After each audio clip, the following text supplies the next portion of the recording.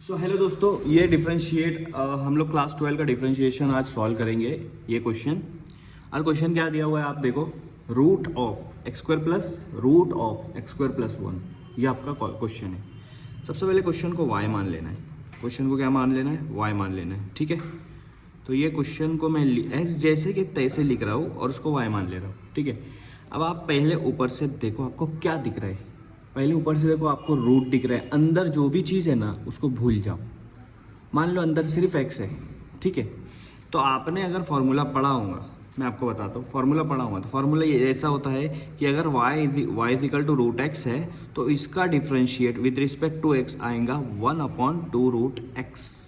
क्या आ जाएगा? 1/2 root x. और ये फिर ये वाले एक्स का वापस से डिफ्रेंशिएट करेंगे। तो ये बात की बात है। पहले हम लोग क्या करेंगे, 1/2 रूट एक्स, मतलब रूट के अंदर जो है ना वो यहाँ का यहाँ लिखेंगे, ठीक है। अभी जो ये रूट के अंदर दिख रहा है आपको एक्स स्क्वायर प्लस ये, इसको आप भूल जाओ। आपको अभी सिर्फ रूट को ध्यान देना है। तो रूट का डिफरेंशिएट अगर विथ रिस्पेक्ट टू एक्स करूँगा, आप लिख देना यहाँ पर differentiate y with respect to x. तो मुझे सिर्फ रूट दिख रहा है तो मैं रूट के फॉर्मूले के मुताबिक 1 ऊपर लिखूँगा, नीचे 2 लिख दूंगा और यहाँ रूट लगा दूँगा। सिर्फ इतना करना है, 1 ऊपर नीचे 2 और यहाँ पे रूट लगा देंगे। इतना तो समझ में आ जाएगा ना। हाँ, अब क्या करना है, रूट के अंदर जो लिखा है उसको वैसे के वैसे अंदर लिख दो। उसको कुछ करना नहीं आपको, उसको वैसे के वैसे अंदर लिख दो। ये समझ में आया? हाँ। अब इसके बाद मल्टीप्लाई लगाओ। आगे इस जगह नहीं है तो मैं नीचे लिख रहा हूँ, ठीक है। आगे लिखना है इसके आगे यहाँ पर मल्टीप्लाई।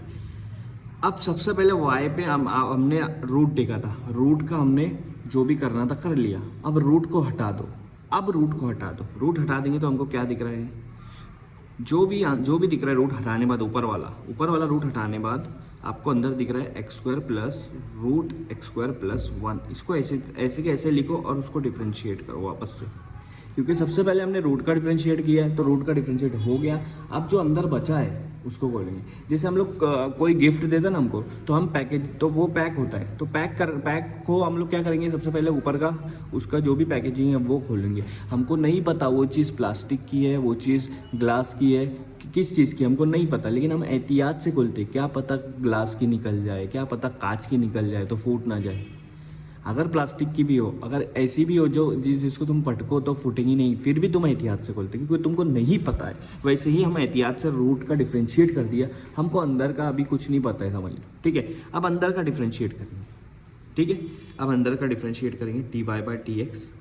ये जो ऊपर वाला है ना 1/, ये हमने कर दिया, ये आखिरी तक के इसको अब वही लिखेंगे, उसमें कोई बदलाव नहीं, कोई चेंजेस नहीं आएगा, ठीक है। इसको देखो वैसे के वैसे लिख दिया मैंने। अब इसका डिफ्रेंशिएट करना है। अब यहाँ पर देखो दो टर्म है, दो टर्म के बीच में प्लस है, तो दोनों को सेपरेट डिफ्रेंशिएशन करेंगे। dy/dx एक्स स्क्वायर, ये एक टर्म हो गया, फिर dy/dx root of x square plus 1, ये आपका दूसरा टर्म हो गया। ये ध्यान दो आप, ये दो टर्म को हम लोग ने सेपरेट डिफ्रेंशिएट करे।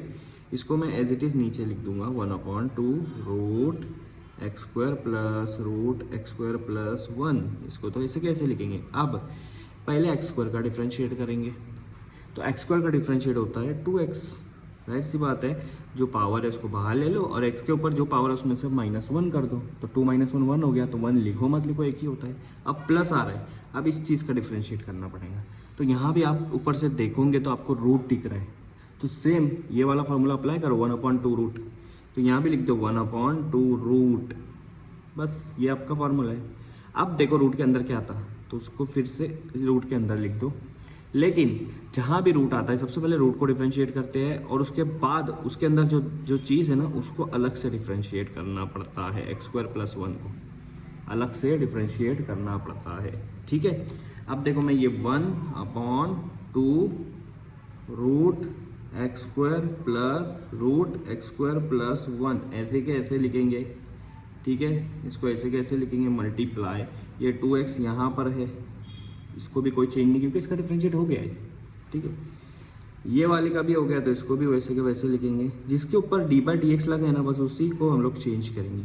dy/dx एक्स स्क्वायर प्लस 1, देखो मैं यहाँ पर बताता हूँ, x square plus 1, x square का डिफरेंशिएट होता है 2x।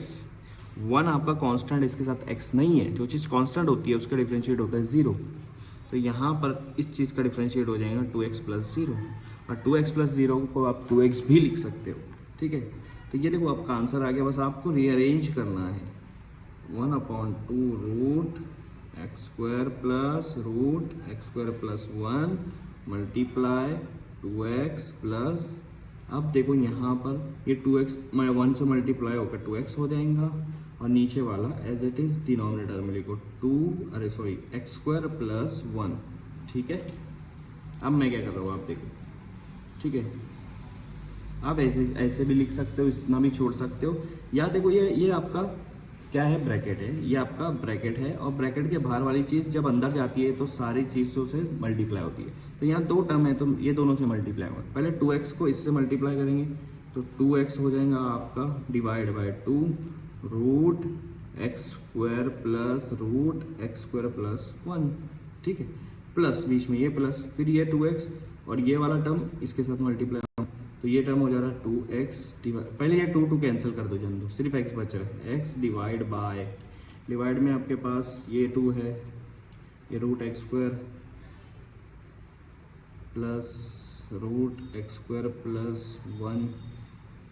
ठीक है, मल्टीप्लाई आपका ये अंदर वाला रूट एक्स स्क्वायर प्लस 1, बस इतना आ गया। ये 2 कैंसिल कर दो, आपको आंसर मिल गया। ठीक है, अब आप इसमें से कॉमन भी निकाल सकते हो, दोनों में x कॉमन है, दोनों में ये वाला कॉमन है, तो आपको क्या बचेगा मैं आपको पीछे बता देता हूँ इसको। ठीक है, आपको क्या बचेगा जब x कॉमन बाहर निकाला और नीचे वाला रूट ये कॉमन बाहर निकाला, तो पहले वाले में आपका बच रहा है कुछ भी नहीं बच रहा है, मतलब 1 बच रहा है, और दूसरे वाले में आपका बचेगा 2 और ये रूट एक्स स्क्वायर प्लस 1। तो पहले वाले में 1 बच रहा है, प्लस दूसरे वाले में बच रहा है 1/2 रूट एक्स स्क्वायर प्लस 1। ये आपका आंसर आ गया, ये आपका dy/dx का आंसर आ गया, या डिफरेंशिएशन का आंसर आ गया अरेंज करने के बाद। यह समझ में, इतना सिंपल सा क्वेश्चन है, हम उसको सॉल्व किया।